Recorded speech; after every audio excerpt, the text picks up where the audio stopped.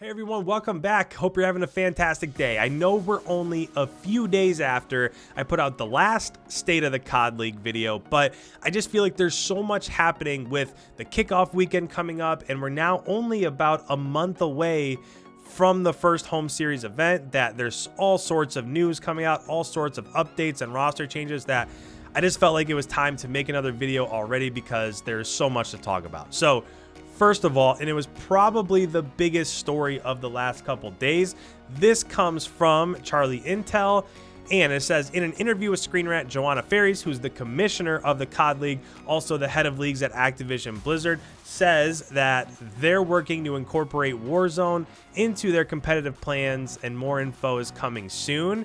It says there are really things. So if we look at the bottom of this was her entire quote. I don't want to read through it all, but towards the bottom, it says there are really exciting things to come as early as this year. So if we take that into account, this has been really big across social media. A ton of people have been talking about it. But with that, with the state of Warzone right now, it's really not in the best place. And I really feel like there are three major issues that come into play when you're talking about, can Warzone actually move over and be part of the COD League? So first of all, and kind of the topic that everybody talks about in this regards, is an anti-cheat. Obviously, Warzone, in order to really go mainstream and be part of a competitive scene, you have to have an anti-cheat. Now, I will say, it's not quite as necessary as if you're just playing pubs, right? If you're playing, especially on PC, and you have a PC lobby and you're trying to play Warzone, you run across cheaters all the time. So that's just kind of the state of where Warzone's at right now. But if you're playing in tournament play or in competitive play, sure, it can still happen. But if you're playing with people like Huskers and some other people that have been signed to actual orgs, there's probably not going to be that great of a chance of somebody at that level of recognition using an anti-cheat, right?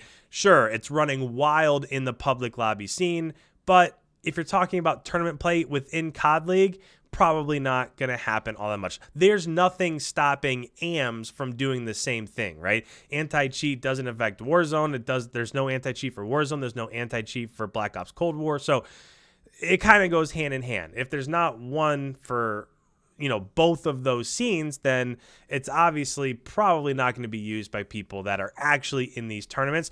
The second thing is RNG. We know, so RNG stands for random number generator, and that just means when you open a chest or you're looking for ground loot or whatever, that just means that you have a % chance that you could get a good gun while somebody else has a % chance that they could get a bad gun, and it's entirely random. That's what RNG stands for.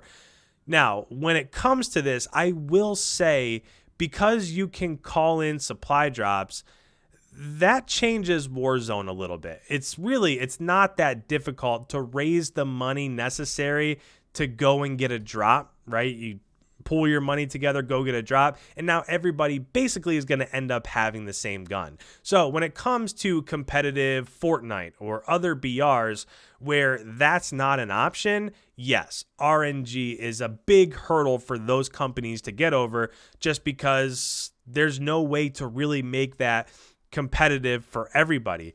Whereas if you're talking about, okay, let's go loot, let's land on the outskirts somewhere, let's get enough money to get our drop, and then we can work towards, getting kills and being the last alive and so on and so forth.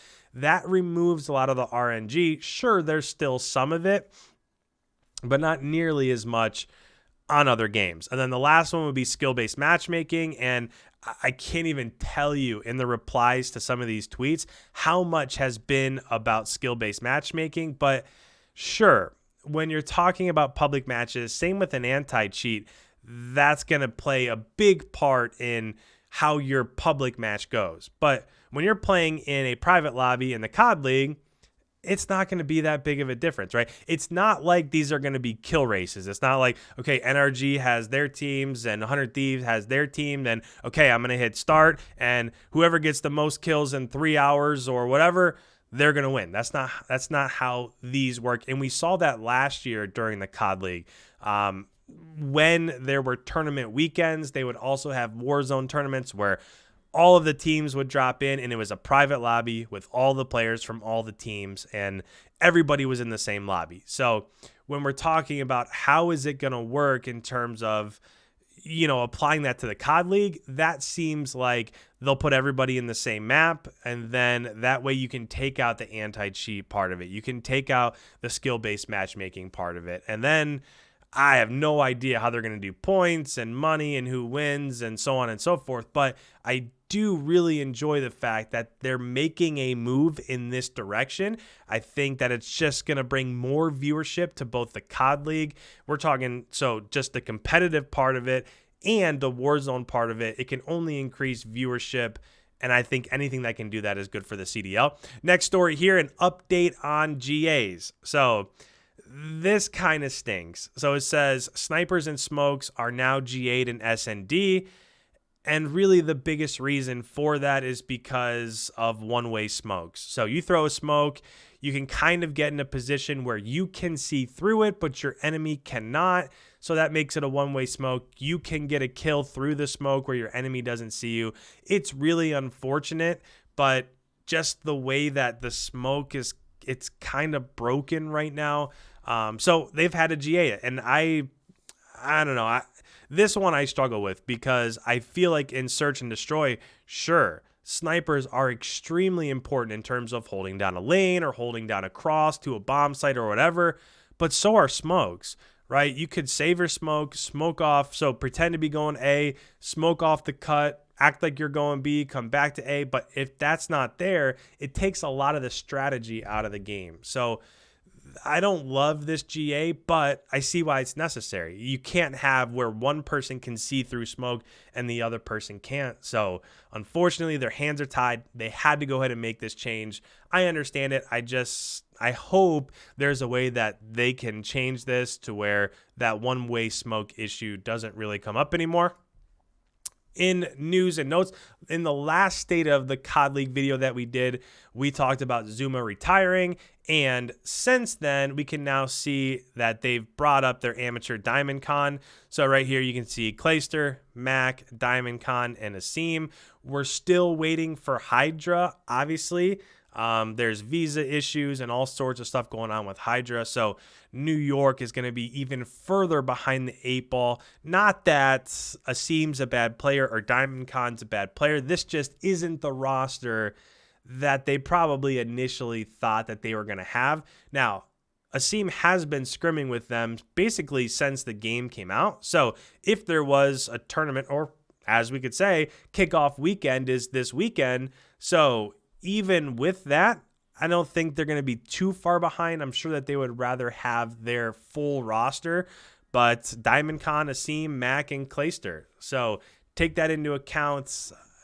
Subliners this first weekend probably won't end up playing as well as everybody anticipated that they would play, but give it a month, give it 2 months, things will get straightened out. I'm sure they'll be right where they would have been to start. And then the last thing, these pictures have started popping up. It's actually pretty cool. It's SeanBerryPhotography.com/COD. And if you look on the left, there's all kinds of different projects that are over here. But one of those projects is pictures of these pros. So you can see Huke, you can see Krim here. You scroll through. I will say not all of them are there. So you have like Awakening, you have Slacked, but with like LA Thieves, is everybody from LA Thieves there?